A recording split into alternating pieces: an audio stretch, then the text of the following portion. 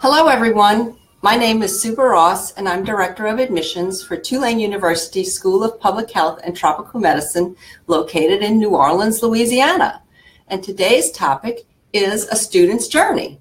My guest today is Kendra LeSar. Hi. And Kendra was a student here. And why don't you give a little information about yourself, Kendra? Yeah, so I grew up in New Mexico, and then I did my bachelor's degree at University of California, San Diego, which is where I realized that I was interested in public health and chose to come to Tulane for the MPH program. Well, Kendra, of all the choices you have for graduate programs and schools, why did you select Tulane? When I was finishing my undergrad, I was interested in getting a master's in public health, and I was also interested in serving in the Peace Corps. And at the time, Tulane was participating in a program called the Master's International Program, which allowed you to combine Peace Corps service with your master's education. And so that's really what brought me here to Tulane. Okay, that's true. We did have a Peace Corps program here. But last year, about a year and a half ago, Peace Corps pulled out of all schools in the U.S., and so it's no longer part of our curriculum that you can select that. But what we're really proud of is that for the fourth year in the row, we're the #1 producing grad program of Peace Corps volunteers that are in country. And right now, we have applied to become a Coverdell Fellowship program school, and we've been approved for that. So that is for returned Peace Corps volunteers, which is attached to a scholarship. So it's a really great offer for the Coverdell and to be a school for that. So where did you serve in the Peace Corps? I served in Honduras, so in Central America, in a town called Capacamas. Okay, and what type of work did you do there? I was a health education volunteer, so I worked with a local health center to do a wide variety of health education, a lot of HIV prevention, and teen pregnancy prevention programs. Excellent. When you came here for your master's degree, what program did you select?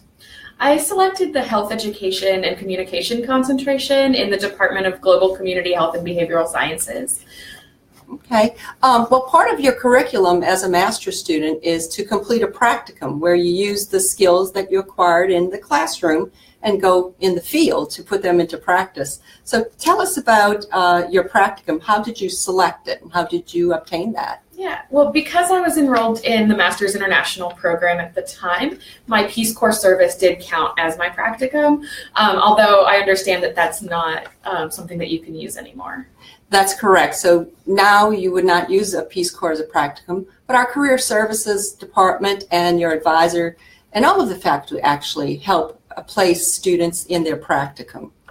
So after graduation, I know that you went to work for the Louisiana Public Health Institute. Tell us about your job search and what is LPHI? Yeah, as I was finishing up Peace Corps and preparing to graduate, I was applying to a lot of jobs all over the country, as I think a lot of people start to do as they're preparing to graduate and getting a little nervous about that next step. And I ended up completing a 1-year fellowship in the Centers for Disease Control in their Division of Adolescent and School Health. And while I was in that position, I realized I really wanted to be doing more on-the-ground public health work as opposed to sort of the higher level work that the government agencies do. And so I reached out to the connections that I'd made here at the School of Public Health and Tropical Medicine and was connected to an open position at LPHI through a fellow student from my MPH program. Well, great connection. So there, for your practicum, what kind of tasks did you perform at the CDC? At the CDC, I was a communications and policy fellow, so I worked with both of those offices in the Division of Adolescent and School Health and my main assignment was writing success stories about their grantees. So I got to know folks working in education departments across the country and learning a lot about the work that they were doing, which is what really made me realize that I wanted to be doing work like what they were doing and not writing about it. So now you've come back to our school and you're in one of our doctoral programs. So what prompted you to do that? So I'd been at the Louisiana Public Health Institute, which is a statewide nonprofit, for about 3 years, and I realized that the direction I saw my career going was more as sort of a subject matter expert rather than in program administration. And a lot of people in similar roles have a doctoral degree, and I also realized that a lot of the leadership team at LPHI held doctoral degrees, so that if I wanted my career advancing in that direction, that a DrPH program would be a good way to go.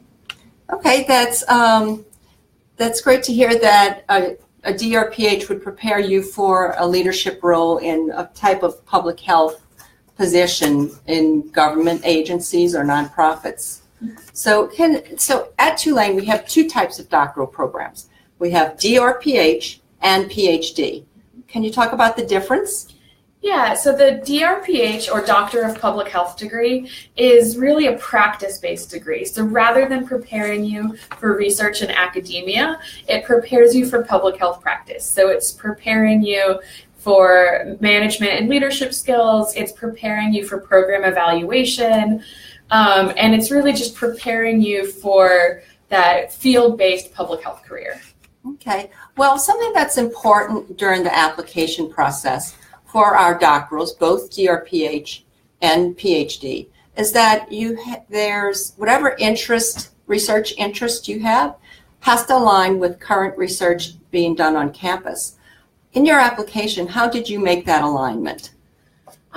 So I was fortunate that working here in New Orleans already, I had some connections, and from being in the master's program here as well, I had connections to faculty already. And I'd been working on a project with Dr. Aubrey Madcore in GCHB through my work at LPHI. And so when I began the application process, I reached out to Dr. Madcore and mentioned that I thought that our research interests aligned and that I was interested in working with her as a doctoral student. And so I was able to mention that in my application, that I was interested in working with her and that she'd expressed interest in working with me as well. Excellent. The networking and the connections at Tulane are excellent. Yes, so I'm glad that helped you. Yeah. So in your current program, where are you, and can you tell us what is a prospectus, and have you started that? Yeah, so I have finished all of my coursework for the DrPH, and I've also completed my comprehensive exam, which is an exam that all of the doctoral students take when they finish their coursework before beginning their prospectus. And I also completed a practicum. Because the DrPH is a practice-based degree, there is a practicum requirement for that degree as well. And so I completed that practicum with my employment at LPHI.